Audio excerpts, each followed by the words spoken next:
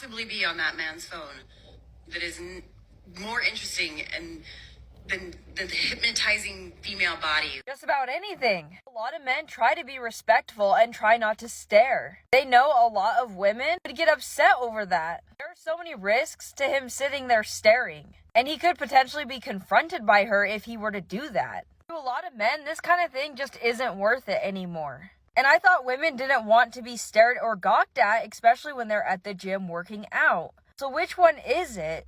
Like, y'all have it easier because women have to be attractive. Y'all don't. You could be a 2 out of 10 but be rich, and now you're gonna pull some of the most attractive women ever. But here's the thing. Being rich is a lot harder than being attractive, especially for the men who started with nothing and worked their way up. And whenever men rate women, they tend to rate them higher than what women tend to rate men. Men rate 40% of women as above attractive in appearance. Look at how women rate men. Not only that, but we have things to help us. We have makeup, we have hair products, we have all sorts of things to improve our appearance. Only 23% of men in the United States make above 100K a year.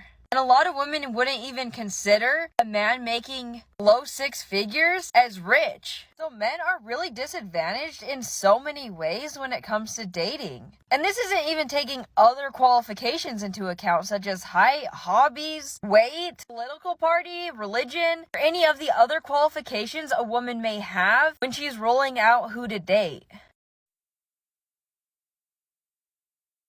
This is so smart. I know so many men who hate shopping. They don't want to deal with all of that. So if he's got treats, he's got something to do, he can just kind of relax. What's the issue? I mean, it might have been better for him to just stay home, but this works too. Why do men date Wonder Bread women? Because she has realistic expectations.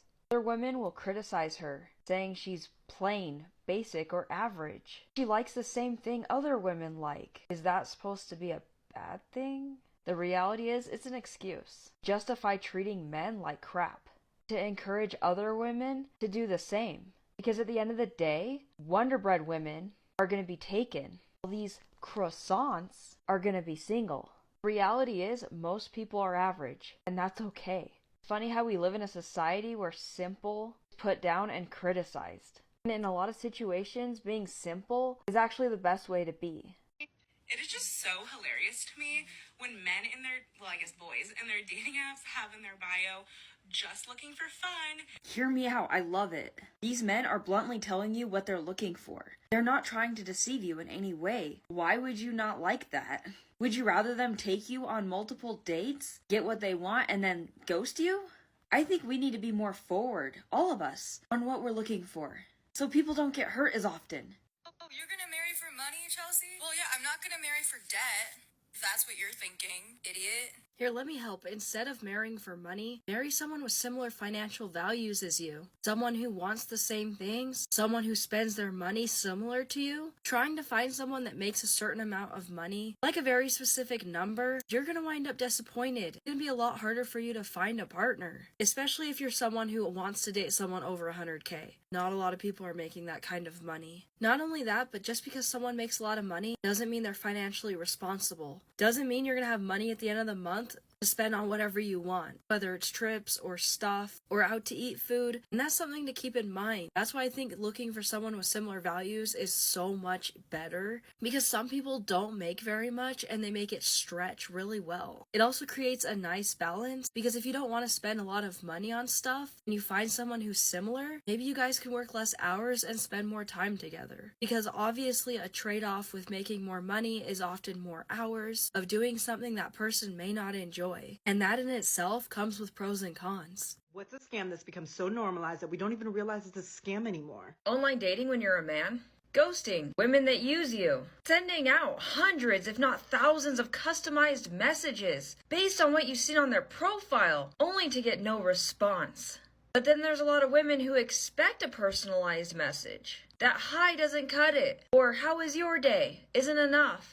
He actually needs to take the time to look at your profile, but he doesn't even know if he's going to get a reply or if you're going to ghost him. A lot of women in these situations do not realize that those men that would treat you right and show you that they're interested are just getting swiped up. And 5-10 years down the road, you'll be over that guy. And you'll realize that you wasted all of that time when you could have been with someone that treats you well. And you could have that long-term relationship that you always hoped for. But you instead wasted your time chasing someone that's not even interested in you. And instead of blaming yourself, you'll probably blame all men. Even though that man probably communicated that he wasn't interested in you in the first place. But you deep down were hoping to change his mind. Provide a potential solution. Sometimes it's easy to say, hey, I want this, and the person's sitting there not knowing how to give it to you. Like they're willing. So telling a person exactly how they can solve the problem makes it so much easier. A woman who wants to stay in your life will always find a way. Why the fuck does she think this is okay? She's an adult and she's hitting her dad like this? Oh my gosh. Women just think everything they do to men is just okay. Like, are men even considered people? Or his feet are sore, and that man would melt like butter in your mouth if he got a back rub. This is so true. It's something that's so easy to do, and it doesn't take very long. I give my man a back rub just about every day. I keep thinking he's gonna get sick of it at some point, but he doesn't. It's just absolutely amazing how simple men are, how easy it is to make them happy. Always question your expectations. It's really common these days to have expectations out of relationships that are just flat out ridiculous. You're asking way too much of one person. One person cannot fulfill all of your needs. And some things might have to be outsourced outside of the relationship. I'm not talking cheating here. Sometimes family, friends, coworkers, or your hobbies can fulfill some of your needs for you. You don't have to put pressure on your partner to do it. If your expectations are perfectly reasonable and your needs are still not being met after discussing it with them, you have to decide if that's a deal breaker for you. There's no point in trying. Exactly, and a lot of people will give up on their relationships when they get difficult. So a lot of great relationships have been just thrown away that could have been fixed. Sometimes you're not going to agree with each other. Sometimes you'll have really bad arguments. But if you're truly committed on keeping your relationship going and both people feel the same way on that, then it's likely that it will work out.